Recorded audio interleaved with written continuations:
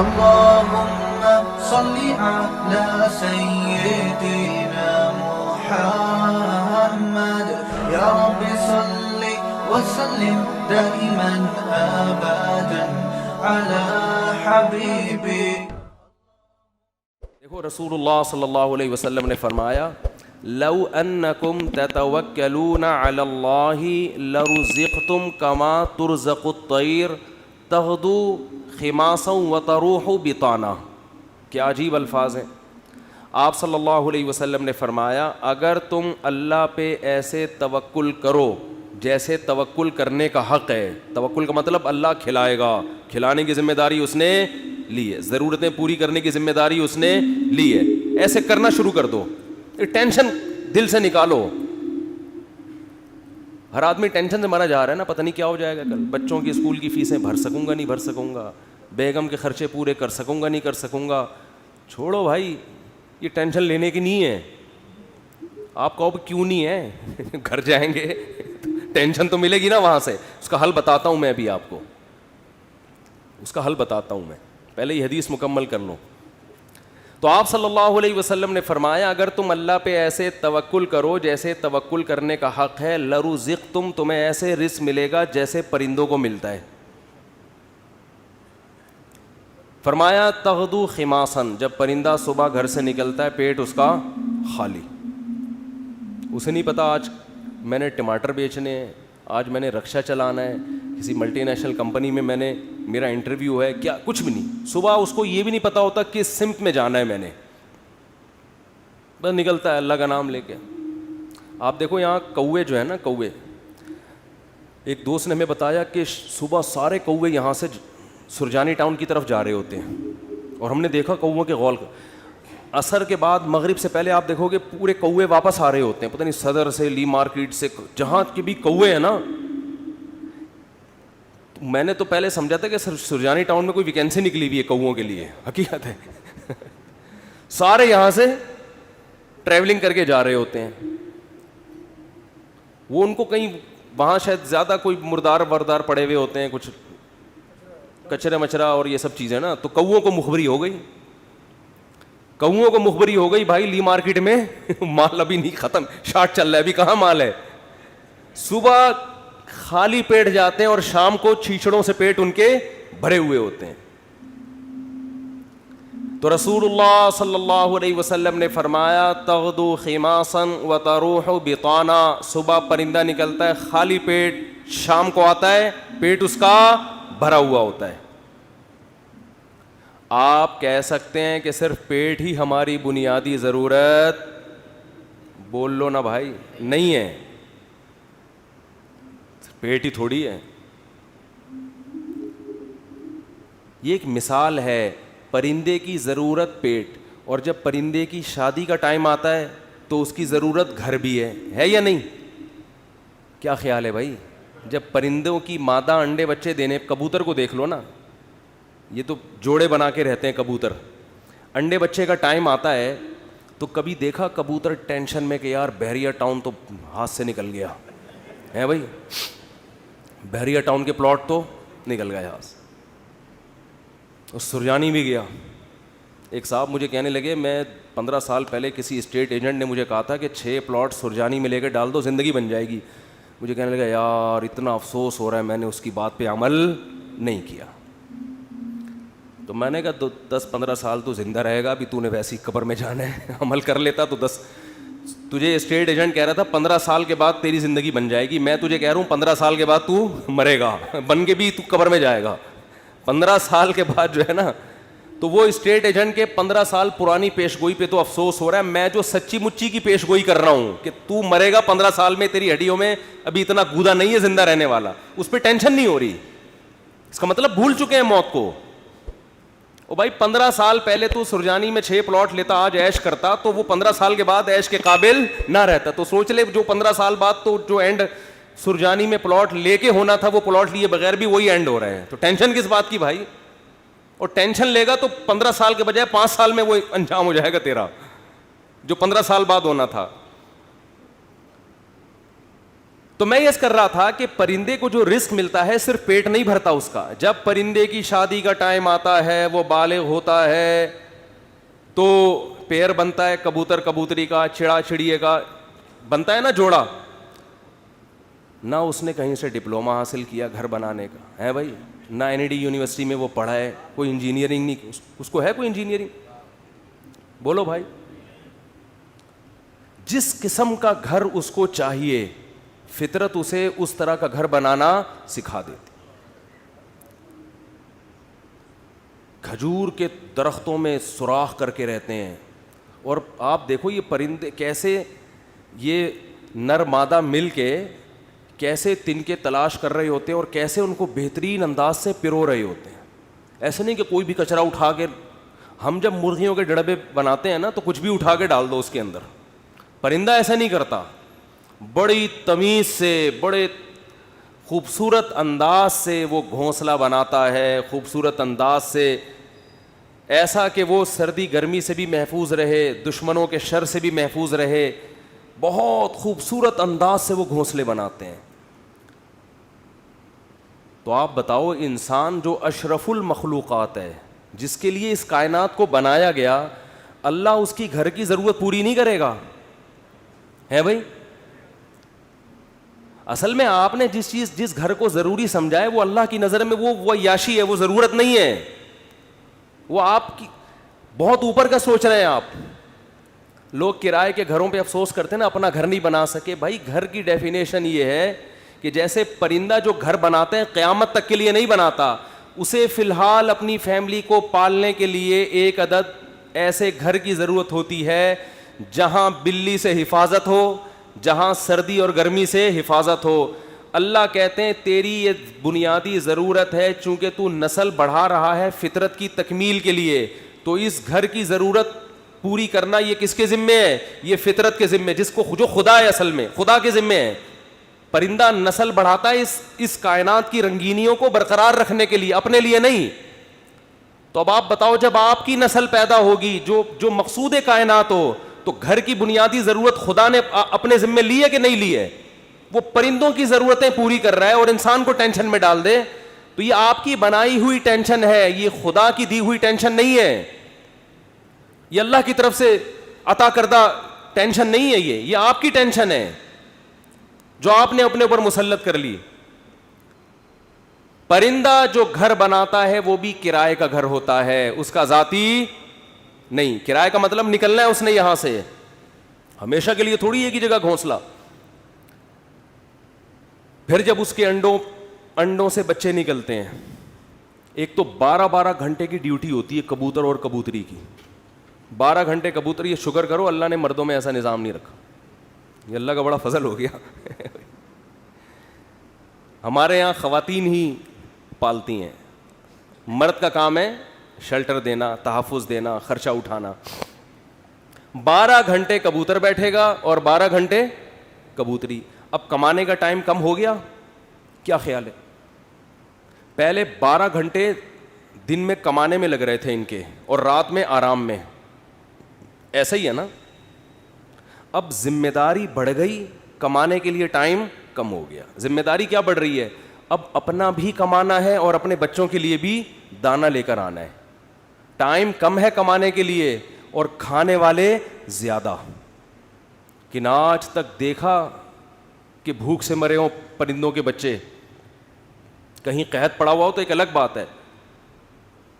کبوتر کبوتری جاتے ہیں, باریاں سیٹ کرتے ہیں, 12 گھنٹے یہ 12 گھنٹے وہ, پھر جب چوزے نکل جاتے ہیں اس سے بچے نکل جاتے ہیں, وہ بھی کما کے خود بھی اپنا پیٹ بھی بھر رہا ہے اور اپنے بچوں کا پیٹ بھی بھر رہا ہوتا ہے. وہ وجہ کیا ہے؟ پرندہ ٹینشن نہیں لیتا. اگر ٹینشن لینا شروع کر دے نا کہ یہاں پلاٹ کیوں نہیں بنا, یہاں گھر کیوں نہیں بنا, تو پرندہ بچے پیدا کرنا ہی چھوڑ دے. جیسے کہ آج گوروں نے چھوڑ دی ہیں, انگریزوں نے چھوڑ دی ہے نا, کتے پال رہے ہیں. وہ کتے کیوں پالتے ہیں؟ وہ بہت سے انگریز ہم لوگوں پر اعتراض کرتے ہیں کہ کتا اتنا وفادار جانور, تم اس سے دل کیوں نہیں بہلاتے؟ ہم کہتے ہیں انسان سے زیادہ وفادار نہیں ہے. کتے وہ پالے جس کے پاس پالنے کے لیے بچے نہ ہوں, انسان نہ ہوں, وہ پالے. اور کتوں سے صرف دل ہی بہلا سکتے ہو. کتا کما کے نہیں دے گا آپ کو, اولاد آپ کو کما کے دے گی. اولاد اپنے اختیار سے محبت کرے گی, کتا جو آپ سے محبت کر رہا ہے اپنے اختیار سے نہیں, قدرت نے, فطرت نے اس میں وفا اور محبت کے سافٹ ویئر انسٹال کیے ہوئے ہیں, وہ اپنی مرضی سے یہ کام نہیں کر رہا, اس لیے آپ کو خوشی بھی نہیں ہوتی. اولاد تو اپنے اختیار سے آپ کی خدمت کرتی ہے. بیٹا ہوگا تو بہویں بھی ہوں گی, داماد بھی ہوں گے, بیٹی ہوگی تو پوتے بھی ہوں گے, نواسے بھی ہوں گے. کتا ہوگا تو یہ سب چیزیں بولو. تبھی تو انگریزوں کا سارا سیٹ اپ ختم. آپ کسی گورے سے ملے نا, یہ کون ہے, یہ گورا, تعارف کرو, یہ میرا فرینڈ ہے, یہ میری گرل فرینڈ ہے, بس سارا سیٹ اپ ختم. کبھی دیکھا گورا تعارف کروا رہا ہو آپ امریکہ کسی گورے کے گھر جائیں, یہ میری خالہ ہیں, یہ میری پھپھو ہیں, یہ میری ممانی ہیں, یہ میری چاچی ہیں, میری بھتیجی ہے, یہ میرا بھانجا ہے, یہ میرے بردر ان لا ہیں, یہ میرے مدر ان لا ہیں, اور یہ میری نانی ساس اور دادی ہمارے ہیں. تو اتنے پوری ایک چین چلتی ہے. انگریزوں کے یہاں یہ تکلف نہیں, میں ہوں ٹھیک ہے, یہ پتہ نہیں کون ہے, اتفاق سے کل اس سے ملاقات ہو گئی تھی, دوستی ہو, اس سے زیادہ رشتے نہیں. ایک عدد اماں ہوتی ہیں, وہ بھی اولڈ ہاؤس میں. وہ بھی کہاں ہیں؟ اولڈ ہاؤس میں. تو وہ کتے اس لیے پالتے ہیں, اس لیے نہیں پالتے کہ وہ کتوں کی وفا سے ان کو بڑا اچھا لگتا ہے, اتنے وفادار ہیں. کتوں سے ہی سبق سیکھ لینا چاہیے انگریزوں کو کہ کتے تمہارے ساتھ وفا کر رہے ہیں, تم اپنے باپ کے ساتھ وفا نہیں کر رہے. سمجھ رہے ہو نا, یہ تمہارے ساتھ وفا کر رہا ہے اور تم اپنے باپ کو اولڈ ہاؤس میں جمع کرا رہے ہو. کتا نہیں جمع کرائے گا بڑھاپے میں تمہیں, وہ کہے گا جیسا بھی ہے برداشت کروں گا. غیر مسلموں کی جو خوبیاں ہیں نا, وہ اول نظر میں, پہلی نظر میں آپ کو بعدین نظر میں بہت زبردست لگیں گی. جب آپ ان کی گہرائی میں جاؤ گے تو آپ کو لگے گا ان تلوں میں تیل نہیں ہے. یہ صرف اوپر اوپر کے اخلاق ہیں. میں اکثر ایک بات کہتا ہوں نا, کہ لوگ اکثر ہمیں کہہ رہے ہوتے ہیں کہ انگریزوں کے اخلاق بہت اچھے, تھینک یو, بات شروع کرنے سے پہلے 3 دفعہ تھینک یو. جیسے ہمارے کوئی وظیفہ جب بتایا جاتا ہے نا, تو شروع میں اول آخر 11 دفعہ درود شریف پڑھیں. تو انگریز بھی جب کوئی بات کرے گا تھینک یو سے شروع کر کے تھینک یو پہ ختم. اور ہمارے ہاں گالیوں سے شروع کر کے درمیان میں بھی گالی اور آخر میں بھی گالی. اتنا وہ تھینک یو نہیں کہتا جتنی ہمارے ہاں گالیاں ہیں. لوگ مجھے کہتے ہیں مفتی صاحب آپ پھر بھی کہتے ہو مسلمان اچھے ہیں, اتنی گالیاں دے رہے ہیں صبح شام, پھر بھی اچھے ہیں. اور انگریز ہر بات میں مسکراتا ہے, تھینک یو, پھر بھی. میں کہتا ہوں بھائی وہ تھینک یو پہ پیسے خرچ نہیں ہو رہے. ہم جب گھر میں جاتے ہیں تو ہم سے جو گھر والوں کے, بیگموں کے مطالبے ہوتے ہیں نا, گورا یہ مطالبے افورڈ بولو نہیں کر سکتا. ہم گھر والوں کو گھر مہیا کرنا کس کی ذمہ داری ہے؟ یہ جو بحریہ ٹاؤن کے پلاٹ کے لیے مچل رہا ہوتا ہے تو بیگم کی وجہ سے ٹینشن میں ہوتا ہے. بیوی نہ ہو تو روڈ پہ بھی زندگی گزر جاتی ہے. گھر کروڑوں روپے کا گھر لے کے دے گا, بچوں کے لیے پراپرٹی خرید رہا ہوگا, میں مر گیا تو بچوں کا کیا ہوگا. انگریز کرتا ہی ہے کہ میں مر گیا تو بچوں کا کیا ہوگا, کہ گورنمنٹ پالے گی, میں تھوڑی پالوں گا. ہمیں پتا ہے کہ بھائی ہم نے انتظام کر کے جانا ہے ان کے لیے. پھر محلے کے خراب لڑکوں کے ساتھ تو نہیں بیٹھ رہا, صبح شام یہ ٹینشن. دعائیں کرا رہے ہوتے ہیں مولوی صاحب کے پاس, مولوی صاحب دعا کرو میرا بچہ آج کل چرسیوں میں اٹھ رہا بیٹھ رہا ہے, دعا کرو کچھ انسان کا بچہ بن جائے. گورے کو یہ ٹینشن ہوتی ہے. کبھی دیکھا گورا پادری کے پاس گیا ہو کہ میرا بچہ جو ہے وہ چرسیوں میں آج کل بیٹھ رہا ہے, پادری کہے میں تو خود پیتا ہوں. پادری کہے گا میں تو خود پیتا ہوں, پی لیا تو کیا ہو گیا, کیا کر لے گا. وہ تو ٹینشن فری لوگ ہیں بھائی, ریلیشن ہی نہیں ہے ان کا.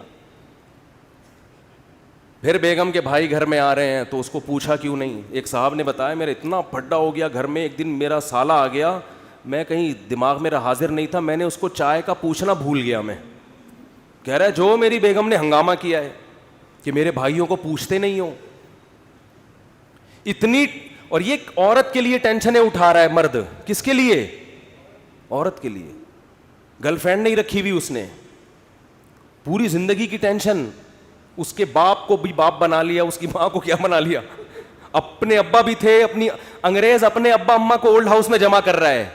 ہمارے سچی مچی کے ابا اماں پہلے سے تھے, ہم نے جناب ایک مدر ان لا اور فادر ان لا کو بھی لے لیا ہم نے. وہ کہہ رہے ہیں ہم ایک باپ سے تنگ ہیں, تم 2 باپ پال رہے ہو یار. اور میرے فلسفے پر عمل کرے تو 5 باپ. اگر میرے فلسفے پر آ جائے. 5 عدد مائیں اور 5 عدد باپ, اور ہول سیل کے حساب سے سالے. سالوں کی تو کوئی انتہا ہی نہیں ہے نا. گرل فرینڈ کا بھائی آپ کے معاملات میں دخل اندازی بولو نہیں کرے گا کہ تم نے قائد اعظم کے مزار کا ٹائم لیا ہوا تھا, پہنچے کیوں نہیں. کبھی ہوتا گرل فرینڈ کا بھائی آپ کو فون کرے, یار میری سسٹر سے تمہاری دوستی اور تم ٹائم پر اس کو دے نہیں رہے.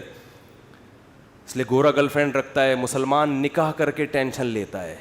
جب آپ نے نکاح کر کے کسی عورت کو گھر لے آئے, ٹائم پہ گھر نہیں آ رہے, سالے کا فون آئے. سبھی تو اس کو سالہ کہتے ہیں, کباب میں ہڈی. سالے کا فون آئے گا تو آدمی جل کے کیا کہتا ہے سالے کا فون آ گیا, کہتا ہے نا, تو سالے کا فون آ گیا. میرے سامنے جھگڑے آتے ہیں, لوگ لڑ رہے ہوتے ہیں اپنے بہنوں ہی سے. ابے ہم نے تجھے اپنی بہن اس لیے دی تھی کہ تو ٹائم نہ دے, تو سارا دن گٹر کے ڈھکن پہ بیٹھا رہتا ہے باہر, 2 بجے اٹھ کے آتا ہے, اس لیے دی تھی. لوگ کہتے ہیں نا. یہ ٹینشن بھی کون اٹھا رہا ہے؟ مسلمان مرد ہے بھائی. کون اٹھاتا ہے یہ؟ پھر وہ اپنے بوڑھے باپ کو بھی پال رہا ہے, خرچہ کر رہا ہے, بوڑھی ماں کو بھی پال رہا ہے, بیوی کی بھی سن رہا ہے, بچوں کی بھی سن رہا ہے. اس کے بعد میرے بھائی تھینک یو اگر نہیں بھی کہتا تو کوئی اتنا بڑا مسئلہ بولو نہیں. لاکھوں روپے گھر پہ خرچ کر رہا ہوتا ہے وہ, تو گالیاں تو بنتی ہیں نا, پھر دینی نہیں چاہیے. وہ معین اختر صاحب کا پروگرام تھا نا, کئی دفعہ بیان کر چکا ہوں, وہ انور مقصود کے ساتھ. تو انور مقصود نے معین اختر سے پوچھا کہ آپ کے ماموں کیا کرتے ہیں. پہلے معین اختر سے پوچھا کہ کیسا چل رہا ہے. انہوں نے کہا کہ اللہ کا شکر ہے, نلکوں میں پانی آ رہا ہے, لوڈ شیڈنگ بھی نہیں ہے, سب سیٹ چل رہا ہے. اس نے کہا پہلے پاکستانی ہیں جو اتنے اچھے حالات بتا رہے ہیں, کہاں رہتے ہیں؟ اس نے کہا دبئی میں رہتا ہوں میں. اس نے کہا دبئی میں رہتا ہوں. پھر اس نے پوچھا کہ آپ کے ماموں کیا کرتے ہیں. اس نے کہا گالیاں دیتے ہیں. ماموں کا کام صبح سے شام کیا ہے؟ حالات ایسے ہیں نا, حالات ایسے ہیں کہ ماموں کا کام صبح سے شام سوائے گالیاں دینے کے. انگریز کچھ دن یہاں رہ کے جائے, جیسے معین اختر کے ماموں گالیاں دیتے تھے نا, انگریز انگلش میں ایسی گالیاں دے گا. کچھ دن یہاں رہے تو صحیح, یہ تو ہمارا حوصلہ ہے. تو اس نے کہا گالیاں کیوں دیتے تھے؟ اس نے کہا مالک مکان پانی کے پیسے لینے آ گیا, تو ماموں اس کو لے گیا, بولا تو ایک لوٹا بھر کے دکھا. پانی ہے نہیں, پانی کے پیسے لینے آ رہا, تو ایک لوٹا بھر کے دکھا. کہہ رہے بیٹھے بیٹھے لائٹ چلی گئی, تو ماموں نے بلب کے رشتہ داروں کو گالیاں دینا شروع کر دی. بلب کے رشتہ داروں کو. تو ہم جس ماحول میں رہتے ہیں, مسلمان کا بہت بڑا ظرف ہے. وہ ایک عورت کے لیے بڑی قربانیاں دیتا ہے, بڑی اس کو عزت کے ساتھ گھر میں لے کر آتا ہے. اس کے بچوں کی کفالت, اس کے باپ کو عزت دینا, اس کے بھائیوں کو عزت دینا, اس کی ماں کو عزت دینا. تو میرے بھائی اس کے بعد اگر 4-6 گالیاں کبھی وہ نکال دے, تو ہمارے نبی صلی اللہ علیہ وسلم نے عورت کو حکم دیا ہے کہ وہ اپنے شوہر کی فرما برداری کرے. نبی نے کیا فرمایا؟ یکفرن العشیر, شوہر کی نافرمانی کرتی ہیں. وہ نافرمانی کیا؟ فرمایا ساری زندگی احسانات کرتا رہے گا, اگر کبھی اونچ نیچ ہو جائے تو عورت جواب میں کہتی ہے ما رأیت منک خیرا قط, اللہ کی قسم میں نے تجھ سے کبھی کوئی خیر نہیں دی, میں تو آپ سے شادی کر کے پچھتا رہی ہوں. اور پچھتاتی بھی 3 بچے پیدا ہونے کے بعد ہیں کہ جب آدمی کے پاس اس سوال کا کوئی جواب بنے ہی نہیں کہ اب پچھتا رہی ہے, تو بھائی ریورس بچے کہاں لے کے جاؤں گا میں. وہ صبر کے علاوہ اس کے پاس کوئی آپشن نہیں ہوتا. تو ایسے میں اگر انگریز یہ ٹینشنیں اٹھائے, بوڑھے باپ کی بھی, بوڑھی ماں کی بھی, اور بیوی کی بھی, اور بچوں کی بھی, اور سالوں کی بھی, اور ساس کی بھی, اور سسر کی بھی, پھر دیکھتے ہیں تھینک یو سے بات کیسے شروع کرتے ہیں, اور تھینک یو پہ کیسے. وہ ایک صاحب کہنے لگے یار اتنے اچھے اخلاق ہیں. میں نے کہا کسی انگریز سے بولو 50 روپے دے, گالی دے دے مجھے یہ تھینک یو نہیں چاہیے. وہ کہے گا 50 روپے نہیں دوں گا, تھینک یو جتنا لینا ہے. یہ فری پھوکٹ کا تھینک یو ہے بھائی, یہ فری پھوکٹ کا تھینک یو ہے. ایک دھیلے کا خرچہ اٹھانے کے لیے تیار نہیں ہے کسی کا بھی. تو خیر میں جلدی سے بات کو سمیٹ کے ختم کروں, وقت پورا ہو رہا ہے. تو رسول اللہ صلی اللہ علیہ وسلم نے فرمایا پیسہ کمانے سے منع نہیں, پیسے کو مسلط کرنے سے منع کیا. ہدف یہ نہ بناؤ. دیکھو پرندہ بھی صبح پرندہ یہ نہیں کرتا کہ اللہ پہ توکل کرے تو اب گھونسلے میں ہی دھرنا مار کے بیٹھ گیا, میں نے صبح جانا ہی نہیں ہے. یہ کوے جتنے ہیں نا یہ وہیں بیٹھ گئے, لیاری میں بیٹھ گئے اور سرجانی ٹاؤن میں بیٹھ گئے کہ چھوڑو یار اللہ پہ توکل کرنا ہے, رزق خود بخود یہیں آئے گا. اللہ نے کہا نا تمہیں نکلنا پڑے گا. تو آپ صبح نکلو رزق کے لیے, لیکن تسلی رکھو کہ شام کو انشاءاللہ پیٹ بھرا ہوا ہوگا, میری بنیادی ساری ضرورتیں پوری ہو چکی ہوں گی, اور جب میری اولاد کا ٹائم آئے گا اللہ بچوں کا خرچہ بھی میری جیب میں ڈالے گا. ٹینشن نہ لو کہ 2 بچے ہو گئے تو 3 بچے ہو گئے تو کہاں سے کھلاؤں گا. جس اللہ نے تجھے کھلایا بھائی وہی. دیکھو ماں کی چھاتیوں میں دودھ پہلے پیدا ہوتا ہے, بچہ بعد میں پیدا ہوتا ہے, یہ بتانے کے لیے کہ اس کا پیدا کرنے والا اس کے رزق سے غافل نہیں ہے. ہر چیز میں گوروں کی طرح کیلکولیشن نہ کیا کرو بیٹھ کے. گورے کیا کر رہے ہوتے ہیں, دیکھ رہے ہوتے ہیں میرے پاس ابھی $10,000 ہیں تو ایک بچہ ہو گیا تو اس میں اتنا کیلکولیشن کر کے اتنا بچ رہا ہے, اتنا انویسٹمنٹ کیا, دوسرا ہو گیا تو یہ تو کیلکولیٹر کہہ رہے یہ نہیں ہو سکتا. قرآن کیا کہے گا, او بھائی تو پیدا تو ہونے دے. دیکھو اگر ہم نے یہ دودھ کا پروسیس نہ دیکھا ہوتا تو ہم تو اس ٹینشن میں ہوتے بچہ پیدا ہوگا تو میں تو 2 کلو دودھ اور بھینس کا لگوانا پڑے گا مجھے, میں تو خرچہ نہیں اٹھا سکتا. اللہ کہتے ہیں پیدا ہونے دے, اس کی ماں کی چھاتیوں میں دودھ اسی وقت پیدا کروں گا جب یہ پیدا ہوگا, اس سے پہلے نہیں. ہم کہتے ہیں نہیں پہلے پیدا ہو ہے بھائی, پہلے ماں کی چھاتیوں میں دودھ آئے پھر ہم دیکھیں گے ہاں بھائی آ گیا ہے دودھ, اب بچہ پیدا ہوگا. اللہ کہتے ہیں نہیں, مخلوق کو آنے دو پہلے, رزق بعد میں آئے گا اس کا. تو اس لیے بھائی رزق کمانا ہے, رزق کی ٹینشن نہیں لینی. اب آپ کہہ سکتے ہو کہ ٹھیک ہے ہم رزق کی ٹینشن نہیں لیتے, کماتے ہیں, لیکن ہم تو دیکھ رہے ہیں کمانے کی کوشش کر رہے ہیں, وہ وسیم بھائی کے پاس تو اتنا پیسہ آ گیا, فلاں کے پاس تو اتنا آ گیا, میں وہیں کا وہیں کھڑا ہوں. ہمارے کزن تھے کیا ہیں, وہ تھے سے تھے نہ بن جائیں. وہ اکثر کہا کرتے تھے, یہ بات تو کہتے تھے اب نہیں کہتے, اللہ کا شکر اب دیندار ہے, کہتے یار مجھے ٹینشن اس بات کی نہیں ہے کہ میرے پاس پیسہ نہیں ہے, مجھے ٹینشن اس بات کی ہے کہ میرے جتنے دوست ہیں ان کے پاس آ گیا اور میں وہیں کا وہیں. تو یہ ایک مستقل ٹینشن ہے. دیکھو اس کا نبی صلی اللہ علیہ وسلم نے حل کیا بتایا ہے, پرندے کی مثال دی ہے. پرندہ کمپٹیشن میں کبھی بھی نہیں آتا, سمجھ رہے ہیں. پرندہ یہ نہیں کرتا کہ وہ والے چڑیا نے وہاں جگہ اس لوکیشن پہ گھونسلہ بنایا بحریہ ٹاؤن کے قریب اور میں لیاری ندی کے اوپر گھونسلہ, نہ. پرندہ کہتے ہیں میرے لیے, میرے بچوں کی حفاظت کے لیے مجھے گھونسلہ چاہیے, لوکیشن کو وہ زیادہ اہمیت نہیں دیتا. میں دشمنوں سے میری حفاظت رہے, ٹھیک ہے نا, سردی گرمی سے میری حفاظت رہے. میں نہیں کہہ رہا آپ لیاری ندی کے اوپر گھر بنائیں, وہ تو حفاظت نہیں رہے گی آپ کی, کیونکہ ندی تو ندی ہے نا. تو آپ نے یہ سوچنا ہے کہ مجھے اپنے گھر میں تحفظ کے ساتھ, گھر والوں کے ساتھ رہنے کے لیے چھت چاہیے. یہ چھت اللہ انشاءاللہ میسر کرے گا, چاہے اپنی ہو چاہے کرائے کی ہو, یہ ٹینشن نہیں لینا ہے. یہ ٹینشن کہ میری اپنی چھت ہو کرائے کی نہ ہو, یہ آپ کی بنائی ہوئی ٹینشن ہے. اللہ نے اس رزق کا وعدہ آپ سے نہیں کیا ہے, یہ غریبی ہے, یہ غریبی ہے. بنیادی ضرورت آپ کی سالن روٹی ہوتی ہے نا. ارے بھائی آپ گئے ہوٹل میں نہاری لے آؤ, 2 روٹی لے آیا, نہاری لے آیا, 1 گریبی منگوا لو گے, 2 منگوا لو گے, اس کے بعد کہے گا بھائی یہ گریبی ہے, اصل جو پیسے تھے نا وہ پلیٹ کے تھے. اب آپ نے گریبی کو مقصود بنا لیا, آپ جاتے ہی گریبی پہلے منگوا رہے ہو کہ یار 2 نہاری کی گریبیاں لے آ. اس کو غصہ آئے گا بھائی گریبی تو ضمناً ہوتی ہے. آج جو گریبی تھی نا, ذاتی گھر گریبی ہے, یہ بنیادی ضرورت نہیں ہے. گاڑی گریبی ہے, بنیادی ضرورت W11 میں بہت اچھی طرح سے پوری ہوتی ہے.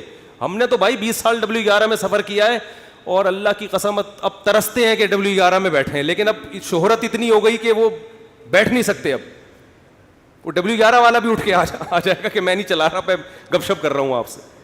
ورنہ عامر بھائی W11 کا مزہ آپ نے لیا ہوگا نا. W11 کراچی کی بہترین سوغات ہے بھی. G7 4L میں اللہ دشمنوں کو بھی نہ بٹھائے.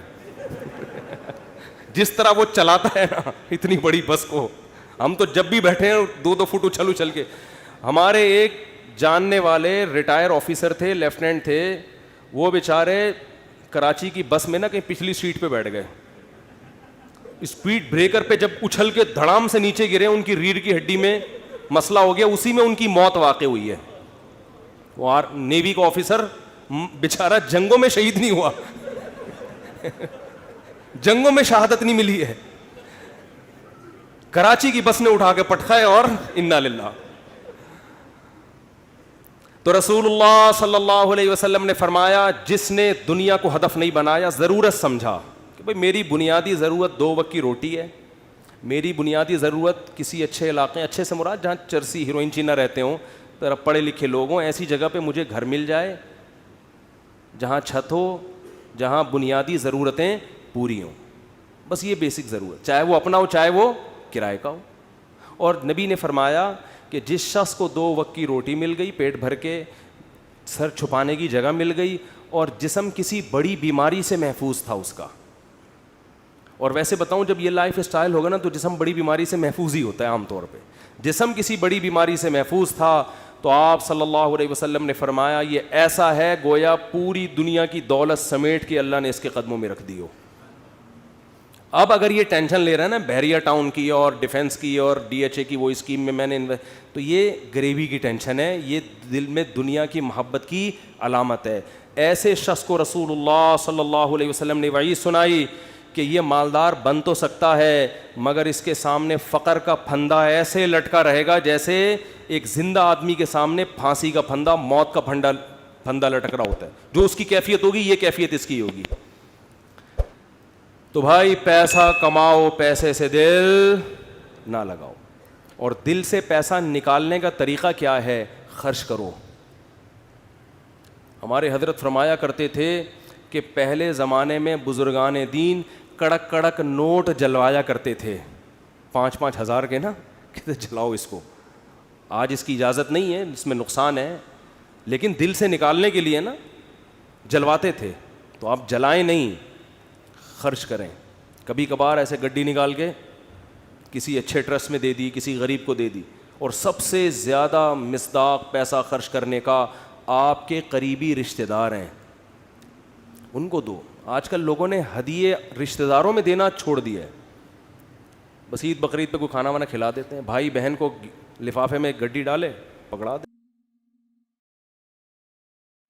جلے گا. جب یہ دل جلے نا, اتنا صدقہ ہو کہ دل میں آرے چلیں, تو یہ آرے چلنے سے دل آئینے کی طرح شفاف ہو جائے گا. شاعر نے کہا ہے نا, آئینہ بنتا ہے رگڑے لاکھ جب کھاتا ہے دل, کچھ نہ پوچھو دل بڑی مشکل سے بن پاتا ہے دل. دل کو دل بنانا تھوڑا ڈیفیکلٹ کام ہے. تو اس کا طریقہ یہ کہ اس میں ذرا رندا چلے گا نا, رگڑا لگے گا. جب ہم وہ کیا کہتے ہیں, وہ جو ریگمال سے گھسائی ہوتی ہے نا, تو صدقہ کرتے ہوئے اتنا بھی نہ کرو کہ کل دوسروں سے بھیک مانگنی پڑ جائے, اتنا بھی نہ کرو, لیکن اتنا ہو کہ لگے کہ دل پہ گھسائی ہو, تھوڑا سا تکلیف ہو. رسول اللہ صلی اللہ علیہ وسلم نے فرمایا سب سے افضل صدقہ یہ ہے تأمل الغنا و تخشى الفقر, کہ آپ کو یہ ہو کہ اگر میں نے صدقہ کیا تو ہو سکتا ہے میں غریب نہ ہو جاؤں کل, اور اگر نہیں کیا تو اس پیسے سے مزید پیسہ بنا لوں گا. اس کنڈیشن میں جب آپ صدقہ کرو گے تو نبی نے فرمایا یہ صدقہ سب سے افضل ہے. اس میں آپ کا دل بہت جلتا ہے, اور اللہ کا وعدہ ہے کہ جو اللہ کے لیے دیتا ہے وہ غریب تو ہوتا ہی نہیں ہے. صدقے سے کبھی مال ہم نے کبھی نہیں کسی سخی آدمی کو غریب ہوتے دیکھا. تو اس سے دنیا کی محبت کم ہوگی. حدیث مکمل کر کے بس بیان ختم کرتا ہوں. فرمایا جعل اللہ فقرہ بین عینی وفرق علیہ شملا, جب دولت کو ہدف بنائے گا, مسلط کر لے گا, تو فقر کا پھندا اللہ اس کے سامنے لٹکا دیں گے. ہر وقت ڈر لگا رہے گا یار میں غریب نہ ہو جاؤں. پیسہ ہے, پلاٹ پڑے ہوئے, لیکن ڈر لگا رہے گا یار میں غریب نہ ہو جاؤں. دوسرا فرمایا وفرق علیہ شملا, اس کی فکروں کو اللہ بکھیر دیں گے. اتنی ٹینشن ہے, یہ کام بھی ہو جائے, یہ بھی صحیح ہو جائے, یہ والا بھی ہو جائے, پتہ نہیں سارے کام ٹھیک ہوں گے, ایک اٹکا ہوا ہوگا اس کی وجہ سے ٹینشن. وہ یہ نہیں دیکھ رہا کہ میرے سارے کام ٹھیک ہو رہے ہیں, چلو ایک نہیں ہوا تو کیا ہے. تو اس کی فکروں کو اللہ بکھیر دیں گے, اسے پتہ نہیں چلے گا میری اصل ٹینشن ہے کیا, مجھے سکون ملے گا کس چیز میں, اتنی فکریں.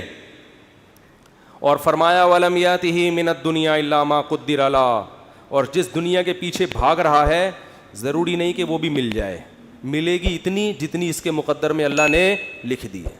یہ جو دنیا کے پیچھے بھاگ رہے ہوتے ہیں تو سب کو پیسہ تھوڑی مل جاتا ہے. بہت سے تو وہی موت تک روڈیں ہی ناپتے رہتے ہیں, سڑکیں ناپتے رہتے ہیں, ہاتھ میں کچھ بھی نہیں آتا ان کے. فرمایا ملے گا اتنا جتنا اللہ نے لکھ دیا, تو ٹینشن لینے سے کوئی فائدہ نہیں ہے. تو ٹینشن نہیں لو بھائی. آپ کو کیوں نہیں بھائی آپ کو صبح آپ نے پراٹھا کھا لیا انڈے کے ساتھ, دوپہر کھانا مل گیا, رات کھانا مل گیا, ضرورت تو 2 وقت کی تھی, مل 3 وقت رہا ہے, انجوائے کرو, مزہ ہے, کیا خیال ہے بھائی. ہاں بیگم ٹینشن دیتی ہے, یہ بڑا مسئلہ ہے نا شادی شدہ آدمی, تو اس کو بولو بھائی جو نبی صلی اللہ علیہ وسلم کی سنت ہمارے سامنے, آپ صلی اللہ علیہ وسلم کی امہات نے, ہماری امہات نے, آپ کی ازواج نے جب نبی سے یہ فرمایا کہ ہم اس غربت میں گزارا نہیں کر سکتی, تو آپ صلی اللہ علیہ وسلم فرمایا بھائی میں تو اسی طرح مسکین ہوں, تو تعالینا امتعکن و اسرحکن سراحا جمیلا, کہ آؤ میں تمہیں نکاح سے فارغ کر دیتا ہوں, پھر جاؤ جس سے مالدار سے نکاح کر کے رہنے رہو. تو یہاں بھی ٹینشن لینے کا بولو نہیں, اپنی طرف سے کوتاہی نہیں کرو. یہ نہیں کہ ادھر پیسے لاکر میں چھپا کے رکھے ہوئے ہیں بینکوں میں, اور بیگم کو یہ بتا رہے جیسے میرے پاس کھانے کو روٹی نہیں ہے, یہ ناجائز ہے, یہ حرام ہے. اگر واقعی قدرت کی طرف سے آپ غریب ہو گئے تو بیگم کو 2 لفظوں میں بتا دیں, بیگم صاحبہ یہی میرے پاس آمدن ہے, اتنی میری تنخواہ ہے, اس میں اتنے ہی انڈے آ سکتے ہیں, اس سے زیادہ میں سٹی اسکول بیکن ہاؤس میں بچوں کو نہیں پڑھا سکتا, رہنے رہو ورنہ پتلی گلی سے نکلو. تو ٹینشن تو لینی نہیں ہے نا, خامخواہ کی ٹینشنیں کیوں مسلط کی ہوئی ہیں. لوگوں میں بدنام ہو جائیں گے, یہ بھی بڑا ایک مسئلہ ہوتا ہے. لوگ کہیں گے, دیکھو لوگوں کو خوش کرنے کے چکر میں رہو گے. یہ کبھی بھی گدھے والا قصہ سنا دوں اگر آپ جا سکتے ہیں, ٹائم ہو گیا ان کی وجہ سے, آج تھوڑا سا 5 منٹ. وہ ایک آدمی جو تھا, بڑی عمر کا آدمی, اپنے بیٹے کے ساتھ گدھے پہ بیٹھ کے سفر کر رہا ہے. لمبا سفر تھا, باپ گدھے پہ بیٹھ گیا, بچہ آگے آگے. تو لوگوں نے کہا دیکھو باپ ہونے کا ناجائز فائدہ اٹھا رہا ہے, خود گدھے پہ بیٹھا ہوا ہے, بچے کو, چھوٹے معصوم بچے کو پیدل کیا ہوا ہے اس نے, بے ادب بنا رہا ہے اپنی اولاد کو, پہ ترس نہیں کھا رہا. معصوم بچہ ہے بھائی, تو باپ ہے, ایجڈ, ٹھیک ہے, تیرا کمزور تو نہیں ہے نا, چھوٹے بچے کو تو نے ایسے معصوم بچے پہ ترس کھانے کے بجائے باپ ہونے کا ناجائز فائدہ. جب لوگوں نے تانے دیے, اس نے کہا چلو میں نیچے آ جاتا ہوں, بچے کو اوپر بٹھا دیتا ہوں. بچے کو جب اوپر بٹھایا تو لوگوں نے کہا ابھی سے بے ادب بنا رہا ہے بچے کو, تمیز نہیں سکھا رہا, بچے کو باپ بنایا ہوا ہے, خود کیا بنا ہوا ہے, بیٹا بنا ہوا ہے. تو یہ بچہ بڑا ہو کر اس کا گریبان پکڑے گا. تو اس نے کیا کیا, اس نے کہا چلو یار دونوں ہی بیٹھ جاتے ہیں. دونوں بیٹھ گئے. لوگوں نے کہا گدھا ایک ہے, بندے 2 بیٹھے ہوئے ہیں. گدھا ایک ہے, بندے 2 بیٹھے ہوئے ہیں. ترس نہیں آ رہا جانور کے, گدھے کے گدھا ہونے کا ناجائز فائدہ اٹھا رہے ہیں. وہ تو گدھا ہے, تم تو انسان ہو نا. یہی تانے ہوتے ہیں لوگوں کے. اس نے کہا چلو دونوں نیچے اتر جاتے ہیں. اب گدھا خالی, تو لوگوں نے کہا گدھا وہ ہے, حرکتیں ان کی گدھوں جیسی ہیں. بنایا اللہ نے ان کو گدھا, کام ان کے گدھوں جیسے. جب تمہارے پاس سواری موجود ہے تو بے وقوفو پیدل کیوں جا رہے ہو. گدھا وہ ہے, کام دیکھو ان کے گدھوں جیسے ہیں. اس نے آگے اٹھا کے دریا میں گدھے کو پھینکا, بولا ایسے ہی ٹھیک. تو بے وقوف تھے. لوگوں کو کہنے دیتے بھائی آپ کو جو سمجھ میں آ رہا ہے آپ اس پر عمل کرو. لوگ جب خود کسی گدھے کے ساتھ سفر کریں گے نا, بھگتیں گے, تو خود فیصلہ کریں گے ہم نے کیا کرنا ہے. تو اس لیے لوگوں کی ٹینشن مت لیا کرو. یہ اس کا کوئی خدا کی, لوگ برائی پہ خوش ہوتے ہیں, لوگ برے کاموں پہ خوش ہوتے ہیں, اچھے کاموں پہ لوگ خوش نہیں ہوتے. آپ نے جو کھوپڑی میں آ رہا ہے وہ کرو. جو چیز آپ کی استطاعت میں نہیں ہے اس پہ ٹینشن کس بات کی لے بھائی آدمی. دیکھو جیل میں کوئی قیدی ہو اور رہائی کا انتظام ختم ہو جائے تو ہم کیا کہیں گے اس کے, بھائی تو صبر کر, بس یہی زندگی گزار, ہنسی خوشی اسی میں خوش رہنے کی کوشش. ایک صاحب نے مجھے بتایا کہ ان کو 4 مہینے کی جیل ہو گئی, اور وہ جیل بھی غلط کیس میں اندر. باہر نکلے تو بڑے فٹ فاٹ. میں نے کہا, میں ان سے ملا تو میں نے کہا جیل میں جا کے تو لوگوں کی حالت ایسی ہوتی ہے, اور غلط کیس, مجرم بھی نہیں تھے. کہتے ہیں میں جب جیل میں گیا تو مجھے نہیں پتا تھا کب نکلنا ہے میں نے یہاں سے. تو کہہ رہے میں نے کہا اب اسی کو انجوائے کرو, کانفیڈنس دیکھیں. اب کیا کرو جب ایک چیز اپنے اختیار میں ہی نہیں ہے. تو کہہ رہے میں وہاں ڈپس لگاتا تھا تاکہ تھکاوٹ ہو اور نیند آئے مجھے. اور اچھا وہ ڈولے شولے بھی نا کافی بن چکے تھے ان کے بڑے. میں نے کہا کیا کر رہے, کہہ رہے بھائی ہم ڈپس لگاتے تھے, اٹھک بیٹھک 400 بیٹھیں اوپر نیچے, اور اس طرح میں سارا. اور کہہ رہے جن لوگوں نے یہ کام نہیں کیا وہ دیواروں سے سر مار مار کے پاگل ہو گئے وہ. تو جو چیز اپنے اختیار میں نہیں ہوتی ہے اس کی انسان ٹینشن نہیں لیتا. بھائی اختیار, غربت آپ کمانے کی کوشش کر لی پھر بھی نہیں آ رہے ہیں تو پھر بھی